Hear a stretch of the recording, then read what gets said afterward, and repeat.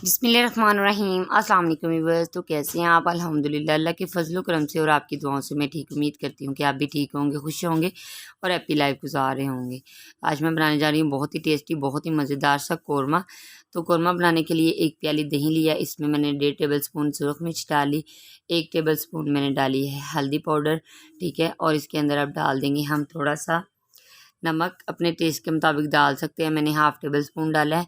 तो इसे हम अच्छे तरीके से मिक्स कर लेंगे, ठीक है। तो ये कौरमा बहुत ही मज़े का बनता है, बनाना बहुत ही आसान है, देसी तरीके से मैं बना रही हूँ। तो आप भी इस रेसिपी को ज़रूर ट्राई कीजिएगा, ठीक है। तो मैंने अब चिकन लिया है, चिकन के लिए बड़ा हम बर्तन ले लेंगे। तो ये मैंने आटा गूँदने वाली परात ले ली है, ठीक है। तो इसके अंदर हम डालेंगे चिकन को। तो अब हम इसके ऊपर ये जो मैंने दही में मसाले मिक्स किए हैं ये ऐड कर देंगे। तो इसे हम अच्छे तरीके से अब मिक्स कर लेंगे, ठीक है। तो हाथों की मदद से हम या चम्मच की मदद से इसे लगा देंगे, ठीक है। तो फिर इसके बाद हम इसे 2 घंटे के लिए मैरिनेट होने के लिए रख देंगे, ठीक है। जब तक चिकन में अच्छे तरीके से ये जो मसाले हैं ये मिक्स ना हो जाएं, अच्छे तरीके से जज़ब ना हो जाए इसके अंदर, ठीक है।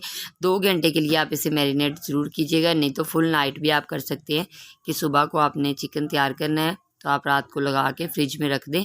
तो बहुत ही टेस्टी, बहुत ही मज़ेदार ये बनता है इस तरह। तो ये रेसिपी बहुत ही टेस्टी है। तो आप इस रेसिपी को ज़रूर ट्राई कीजिएगा और मुझे कमेंट बॉक्स में ज़रूर बताइएगा कि आपके कैसा बना है। 2 घंटे के लिए चिकन को हम ढक के रख देते हैं, ठीक है। तो अल्हम्दुलिल्लाह मैंने लिया है एक कढ़ाई, ठीक है। इसके अंदर सबसे पहले हम ऐड करेंगे ऑयल को, ठीक है। तो मैं ऑयल का यूज़ कर रही हूँ, आप घी का भी यूज़ कर सकते हैं। तो मैंने ऑयल डाल लिया है तकरीबन 1.5 कप।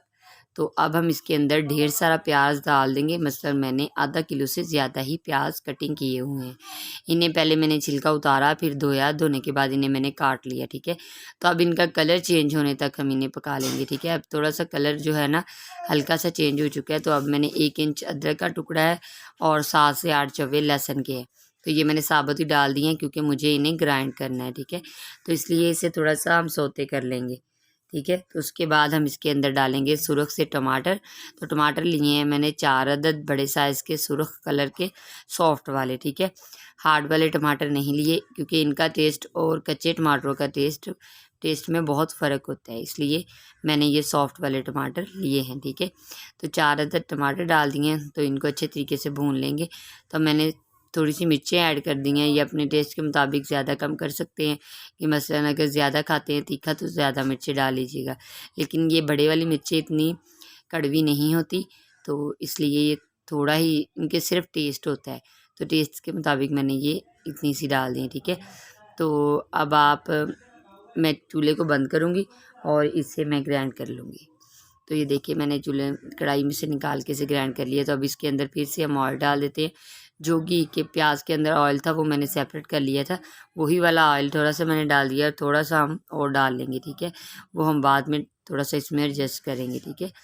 तो ये देखिए अब मैंने चिकन डाल दिया। चिकन को मैंने जो मैरिनेट करके 2 घंटे पहले रख दिया था, तब मैंने वो ऐड कर दिया, ठीक है। तो अब हम इसे अच्छे तरीके से पकाएंगे ताकि जो दही है उसका भी पानी ख़त्म हो जाए और चिकन में कुछ अपना भी पानी होता है तो ये भी ख़त्म हो जाए, ठीक है। तो ये देखिए अल्हम्दुलिल्लाह हम तकरीबन अच्छे तरीके से खुशक हो चुका है। तो सिर्फ घी था। तो अब मैं इसके अंदर टमाटर और जो प्याज का मैंने पेस्ट तैयार किया है वो ऐड कर देती हूँ। तो ये ऐड करने के बाद हमने मसाले तो कुछ पहले ही ऐड किए हुए हैं, तो इसके अंदर मैं कौरमा मसाला भी थोड़ा सा ऐड करूँगी, ठीक है। तो बहुत ही टेस्टी, बहुत ही मज़ेदार सी रेसिपी है। आप भी इस रेसिपी को ज़रूर ट्राई कीजिएगा और मुझे फीडबैक में मुझे कमेंट सेक्शन में ज़रूर बताइएगा कि आपको ये कौरमा कैसा लगा। आप इसी तरीके से ज़रूर बनाइएगा। तो देखिए कितना मज़ेदार सा ये कौरमा तैयार हो रहा है। तो अब मैंने ये डाल दिया है थोड़ा सा कौरमा मसाला, ठीक है। तो 1/2 पैकेट डाला है, फुल नहीं डाला मैंने। तो क्योंकि मैंने दूसरे मसाले भी इसमें डाले हुए हैं इसलिए फुल मसाले की ज़रूरत नहीं पड़ेगी, ठीक है, और मसाले ऐड करने की, ठीक है। तो मेरी थोड़ी सी वीडियो स्किप हो गई थी, तो इसमें मैंने ज़ीरा पाउडर और धनिया पाउडर भी 1-1 चम्मच डाला है, ठीक है। तो देखिए अल्हम्दुलिल्लाह बहुत ही टेस्टी सी ये कढ़ाई तैयार हो रही है। तो इसके अंदर अब इस टाइम पे आके आपने 1 प्याली दही को फेंट के डालना है, ठीक है।